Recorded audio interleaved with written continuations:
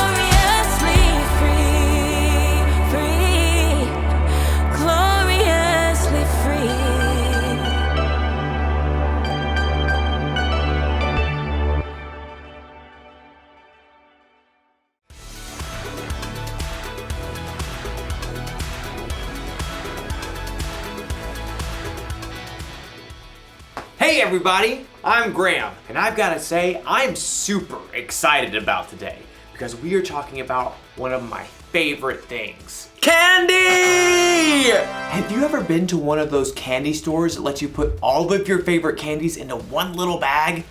You can mix your jelly beans with gummy bears and top it all off with a handful of M&Ms. The M's stand for mmm. And it's all made only for you. Your one-of-a-kind candy bag. Everyone's different after all. Some of you may like hot candy. Ha ha ha ha ha ha ha ha! Or maybe sour's your way to go. I need some water, please. Or maybe you don't like candy at all. Now that's a good radish. We're all different, and that's not a bad thing. That's what individuality is all about. Individuality is discovering who you were meant to be so you can make a difference. We're all created to be individuals. That's why we all like different kinds of candy. Hey, what if we were created out of candy? Like, what if my head could be made out of jelly beans? And maybe some peppermints for eyes. Yeah.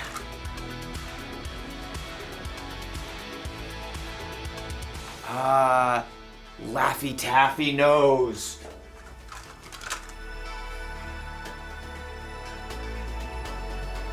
Twizzler mouth. Twizzler? Twizzler? And of course, some hair. Looks just like me. Okay, maybe we weren't created out of candy, but we were created. And in today's story, we'll learn about our amazing creator. Sounds fun, right? What? I was hungry. See you soon. The Bible. It's 66 books of history, stories, letters, and poetry that fit together to form God's one big story. The epic adventure of how He created us and loves us so much that He made a way to rescue us. As we travel through the Bible, from Genesis to Revelation, we discover people who met God and found their lives changed forever. Now, for an amazing story, inspired by the book of Genesis, chapter 1, verses 26 through 28. In the beginning, God took nothing and made everything.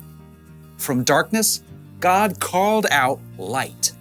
God poured out waters and stretched the sky far overhead like an unpainted canvas. He shaped dry land and canyons and great mountain ranges, and then decked them out with trees and vines and plants of every kind. God spun the moon and sun and stars and planets out into space, and then He filled the oceans with fish and the sky with birds. God thought up an amazing variety of animals to crawl and hop and race over the earth. All of this was incredible, unbelievable, the most artistic show of power ever. God made complex atoms and cells smaller than the eye can see, all the way up to vast spaces stretching across the universe farther than we can imagine. And yet, all of this was just a warm-up to God's most spectacular creation: people. People. It's true. We're made of the same atoms and cells and elements as rocks and plants and animals. But unlike anything else in God's creation, we are made in God's image. Then God said, "Let us make human beings so that they are like us. Let them rule over the fish in the seas and the birds in the sky. Let them rule over the livestock and all the wild animals. And let them rule over all the creatures that move along the ground." So God created human beings in His own likeness. He created them to be like Himself. He created them as male and female. You are made in God's image. Now, that does not mean God shares your eye color, or your freckles, or even your quirky smile. But it does mean that you were designed for God to shine through you. You were made to show the world God's love, God's grace and mercy, God's joy, God's peace, God's kindness, God's wisdom. You and every person you'll ever meet are of infinite value because you're made in the image of God. And here's what's even more amazing. God didn't design us to turn into a bunch of little robots who look and act the same when we follow Him. Instead, the more time you spend with God, asking Him to transform your thoughts and words and choices, the more you become uniquely you. As you follow Jesus and reflect God's light more clearly, you'll be able to do the things that God has designed for you and no one else. So, next time you look in the mirror, remember, you're looking at the image of God, and no one in this world can reflect Him just the way you do.